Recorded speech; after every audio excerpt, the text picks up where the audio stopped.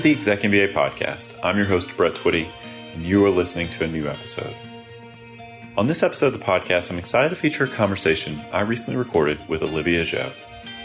Olivia is a Global Executive MBA format student in our class of 2020, and she and I recently sat down to talk a little bit more about her MBA journey, as well as how she's balanced the demands of being a new mom and being in our program.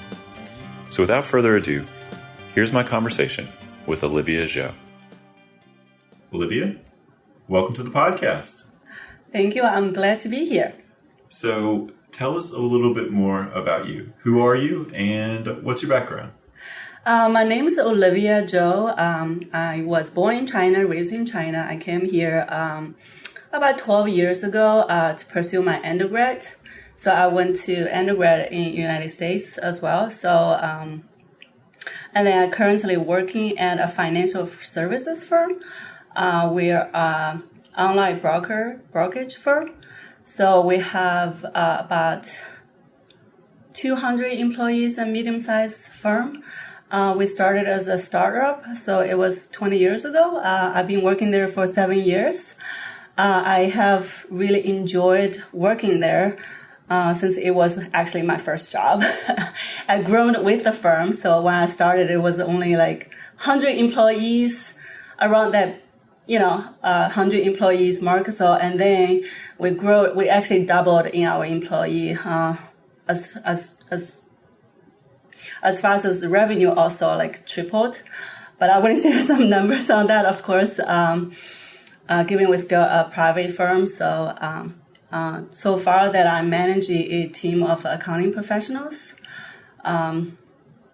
gain some leadership experience. So that's about it.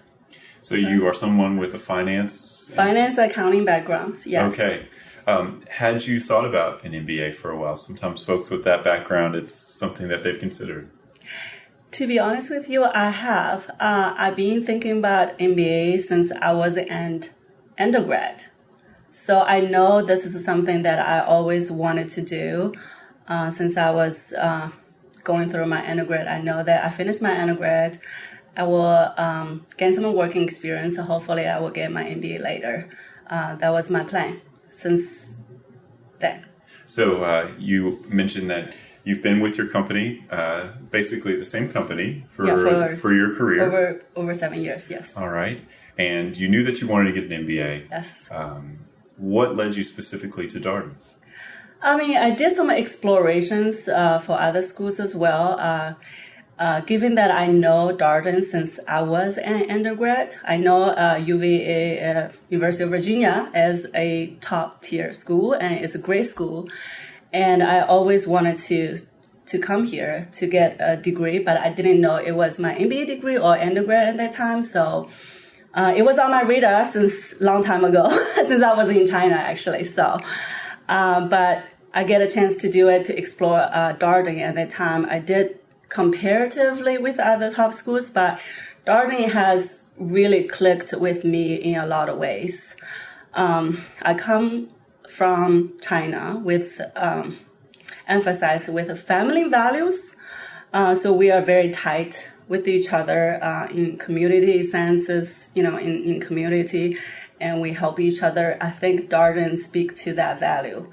Have really tight networking, community sense to me. So it ties to my family values. So that really feels like a home to me. So that's one of the reasons that I feel like, I love this, sense of tightness, the network, community and stuff. And then the second reason that I choose Darden was because the case study. I love the case study because I remember when through the undergrad, there's a lot of lecturing, study that on your own and stuff like that. I feel like that wasn't to my advantage. So I prefer engaging and talking to each other. I love to learn from others' perspective and through the discussions and listen to other people's stories. So I found after a class visit in September, so I really fall in love with the case study. So that's another reason. So you mentioned that you came for a class visit. It's something that we think is very impactful for students to come. Is that kind of when you started to think like this is maybe the place you'd like to be? Yeah, actually it is. I mean, I've been, talking with you for a while before I, showed up for a class visit. And I love how, the interaction between you and me, and you answering all the questions that I have, the concerns, and, how I'm going to do this and stuff like that.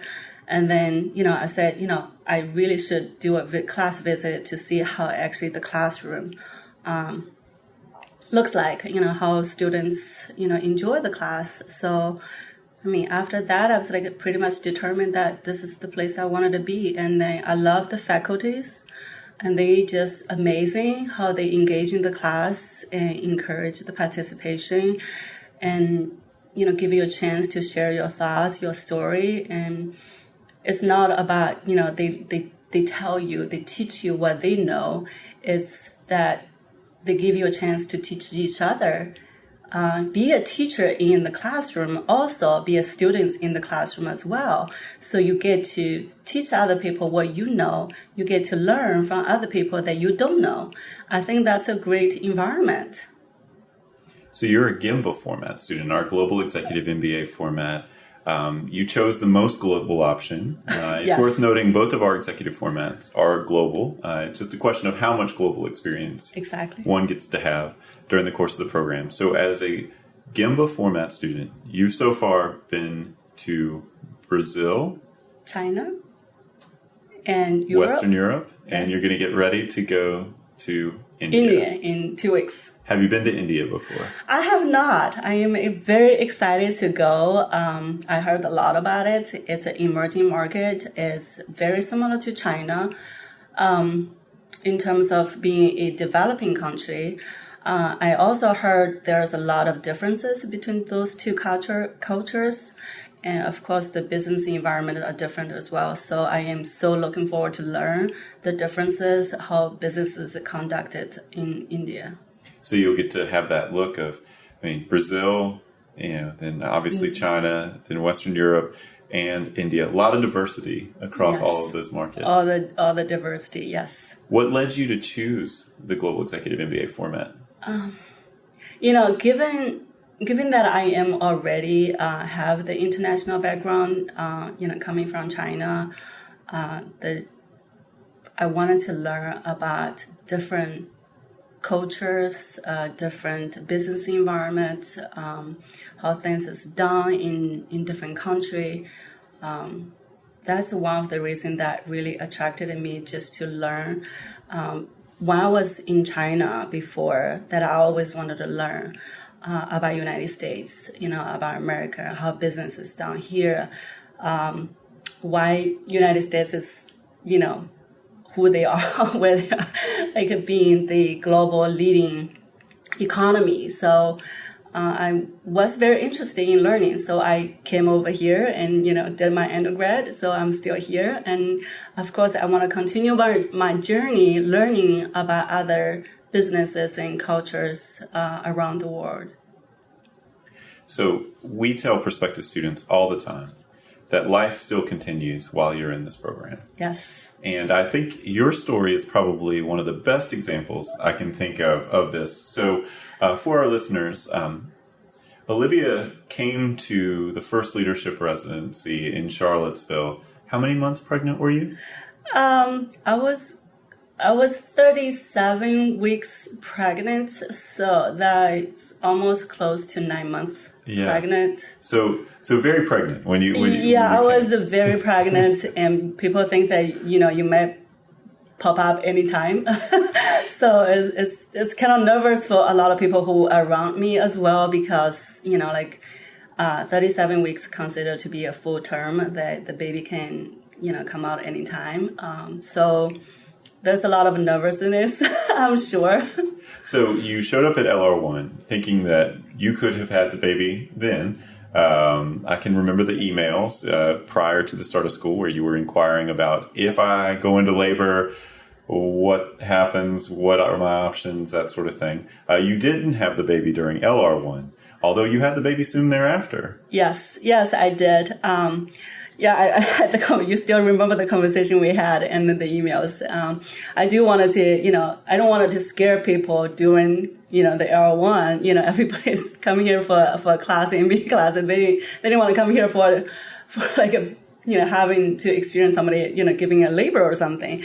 So, but right after that, during our first on-ground, that was beginning of September, so I went into labor. I couldn't make it to the first on-ground, actually. I missed the whole on-grounds. I was in the hospital during that time. But you had your baby. Tell us a little bit more about your baby.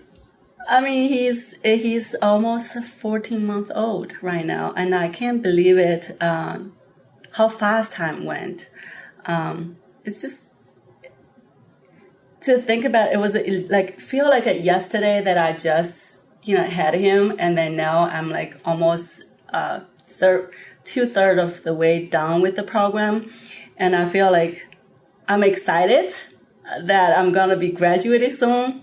At the same time, I feel like I'm gonna miss it a lot. And there's a lot of difficulties in the beginning, for sure. I wanted to share with you that in the beginning of a couple of quarters, I feel like if anybody was going to quit this program, it's going to be me, because there's a lot of challenges. After they had the baby, 2 months that I went to Brazil, since I'm a nursing mom at that time. So there's a lot of challenges given that the schedule was really tight. And then we have classes in the morning, and then we have to do company visits in the afternoon.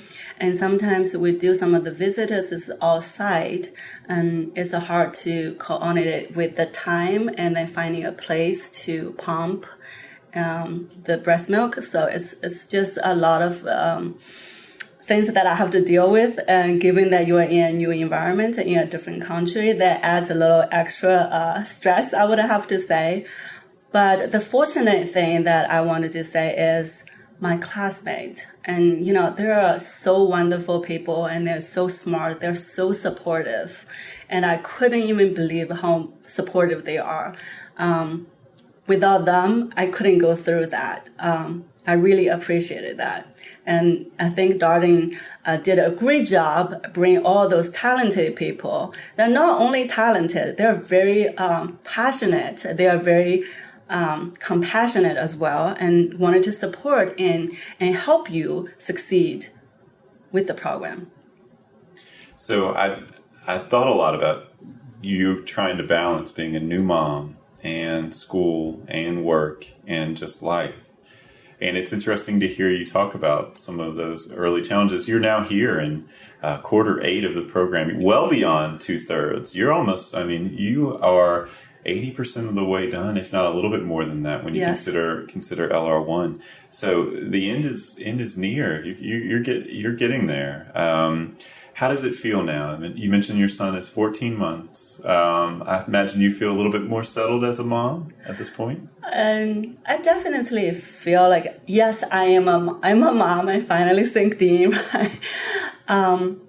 But things changing all the time.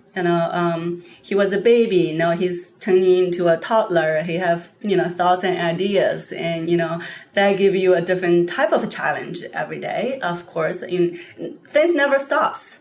Life doesn't stop, and, he's going to continue to grow, going to continue to challenge me, as a mom, and, work involves as well. And we're super busy right now, and given the year end is coming up and the audit and, all those things that we have to work through for the regulators and, financial statements, and have to file with all different regulators. So there's a lot of work to do during this time as well.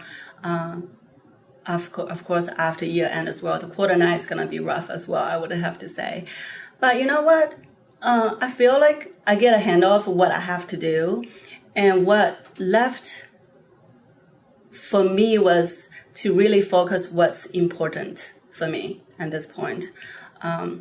Really let you know how to choose what you need to focus on, what is important to you, and then and just like some prioritize your stuff, your task, your life that you have to take care of.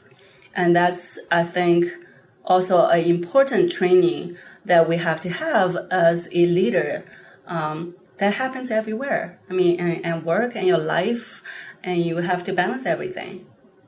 That point about prioritization is one that many of your classmates have mentioned here on the podcast, that you can't do everything all the time. You have to focus on the most important thing. Yeah. It sounds like that's the idea that's really kind of helped you through what's been a very busy and demanding time in your life here.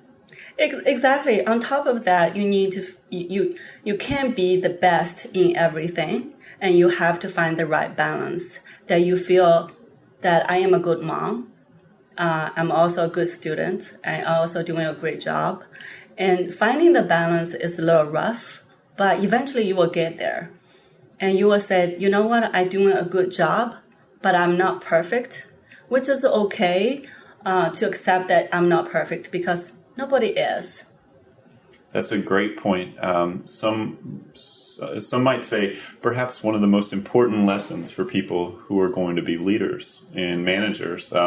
One, to have this sort of authenticity to say, like, yeah, I'm having a hard time, or this is difficult for me. But then also kind of giving yourself some grace to say, like, I don't have to be completely perfect all the time. I'm going to try my best and do my best, and that's good enough. Yeah, I think that's an important thing to learn.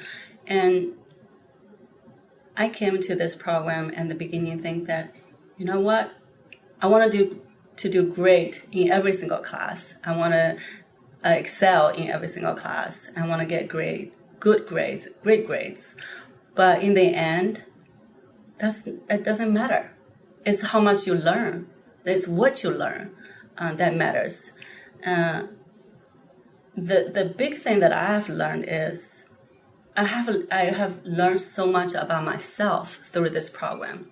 I learned who I am, what I can do, and be myself and reflect on what I have done and what I could do in the future. And I think that's really important for me. What have been your sort of key takeaways about you that you've learned through the program? I will say one of the things that I found fascinating the more I've talked to people about the program is the amount of sort of self-discovery and self-awareness that people gain through this program. It struck me as incredible. I don't think that's what people necessarily set out to accomplish when they choose to go back to school to get an MBA.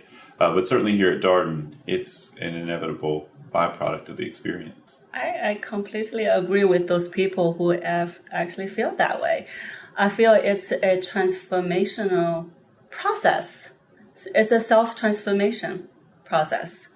And I remember clearly at the beginning of the R01, and Jim Dieter was sharing, so this is going to be a transformational journey for you. And at that time, I didn't understand it. I was like, what do you mean, right?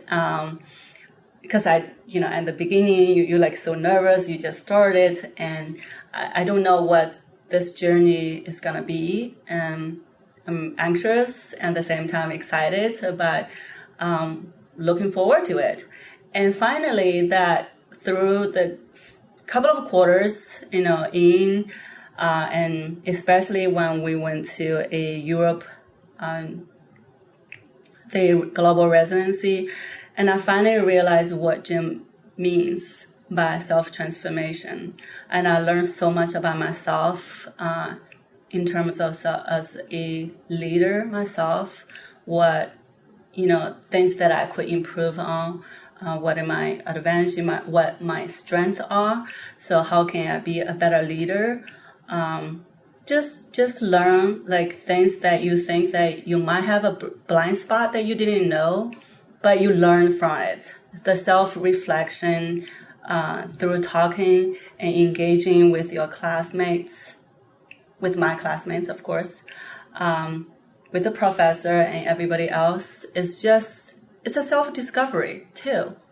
I just feel so much better that I know what I can do in the future. You mentioned that you're managing a team of accountants. Yes. Has this helped you as a manager?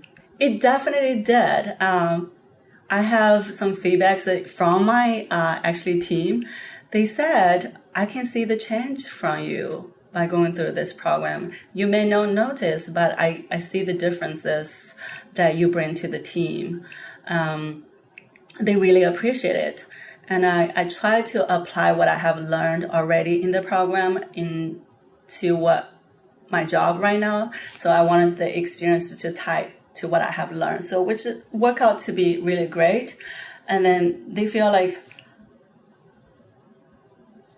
I'll be a better leader to them. I give them better feedbacks, more constructive feedbacks. I think that's one thing that they loved us a lot as well. I think going through this program, we get a lot of feedbacks from each other. We try to give constructive feedbacks. If you have things that you think that you need to improve on, or your classmate needs to improve on, share with them, and they will appreciate it.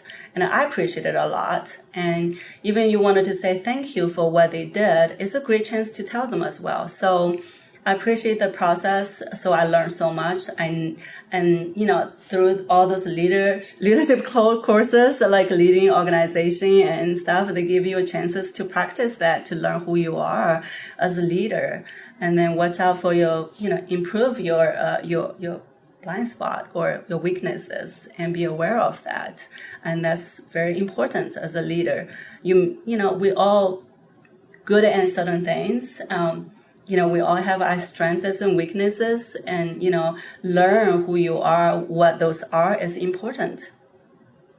So what would your advice be to moms who are listening to this podcast and wondering if they can do the program while sort of managing the demands of being a parent? You could say the same, assuming about dads, but, obviously we've got dads in the program too. But given your experience, having a baby, juggling all these things, what would your advice be to moms out there? So I'm just going to share what my thought process is. If you remember in our conversation in the very beginning of January 2018, and I called you, I sent you an email. I said, we need to have a conversation, and I want to share news with you. And I was pregnant. It was unexpected, but that's fine. I think life threw you curveballs, and my advice is just roll with it. That's how I did it. And what I was thinking at that time was, I can find excuses not to do this, and I'm pregnant. I can't do this program. It's perfectly fine. As you told me, and you said we can postpone 1 year, or you can choose not to go through this program. You said it's fine. But that was not an option for me, because I know that if today I'm going to use this as an excuse, and then 2 years later, I'm going to find another excuse for myself not to do this program. And then 10 years down the road, I have not done this program. So I don't want to do that to myself. And that's one reason. The second one was, I don't want to tell my son, Nathan, said that because of you that I didn't go through this program. I didn't pursue my dream that I wanted to do. So that thing, that just stuck with me, that I want to set a good example for him as a parent. So I wanted to tell him that I can do this, and so do you. You can do this as well, rather than tell him that because of I was pregnant with you that I can't do this program. I just couldn't do that to him. That's a very powerful thing. We had one of your classmates on the podcast, Erin Tolini, who you may know well. I suspect you do. She said a very similar thing about sort of role modeling for her kids. Yeah. That an MBA is something to strive for, that you can achieve, that it was really important for her to demonstrate that. Yeah, I want to set a good example. I want to demonstrate things that, mom can do it, so you can do it too. And there's no limitations, and, anything is possible. So, Olivia, we generally ask our guests here the same sort of last question, and that is, we've talked a lot about tips and advice and insights that you have for students as to how to juggle being a parent and school. But I'm curious, just in a much more general way, what's your advice for prospective students who are either looking at Darden or thinking about going back to school? You got a prospective student, what would you share with that person? I know that people value different options. They think about should they do an MBA program? Should they find a different job and stuff like that? But if you think about it, and this is what you wanted to do, I would really suggest start exploring right now. And start with now. Have the conversation with Fred. Come here for a class visit and just get a feel of what you wanted to do. And, after you learn it, and then you can evaluate whether you wanted to do it or not. If I would have said start now. And, things will work out. And life is going to be great. That's great advice. I think that we've heard similar things from your fellow classmates, that thinking about it, you can sort of kick it around in your head and kind of think about it forever. Just taking a few steps to sort of engage with the idea of going back to school. So whether that's scheduling a conversation or coming to an event, like a networking breakfast or a networking dinner, or one of our mini case alumni receptions, or coming for a class visit. Just something to kind of get you a little bit further down the process to say, hey, let me check in with this. Is this something I want to do? I'm going to go meet some people. I'm going to have some conversations. I'm going to see how I feel at the end of this. And just taking each of those steps, a small step, can really kind of help you begin to figure out if this is the right step for you. I mean, in the end, if you really said, after I learned all those process, I didn't want to do it, but you met great people. You're going to meet great people and, you learn from them. And maybe this is not the right time for you, but you get to learn and you know that there are people there for you when you are ready. And then Brett is going to help you, and other people is going to be there. The commission office is going to be there for you to answer you further questions. And why start now? And it doesn't hurt to do a class visit. It doesn't hurt to learn about it. There's no you have to commit it immediately. So I would say just start exploring. That's very important. For me, it was I wanted to do this, and I start talking. Let me just talk to them and see what happens. Well, Olivia, you came in to Osland Sands Family Grounds on a non-residency weekend. You took some time out of your Friday afternoon to be here on the podcast. We're always grateful. We know how busy all of our students are. So thank you so much for taking this time. I have really enjoyed talking with you, and thank you for all your heartfelt insights. Thank you for having me. I appreciate it. And that was my conversation with Olivia Zhou, a Global Executive MBA format student in our class of 2020. As always, if you have any comments, suggestions, requests, anything you'd like for us to cover here on the podcast, we're all ears. We can be reached at exec, that's ExecMBA, at darden.virginia.edu. Until next time, thanks for listening.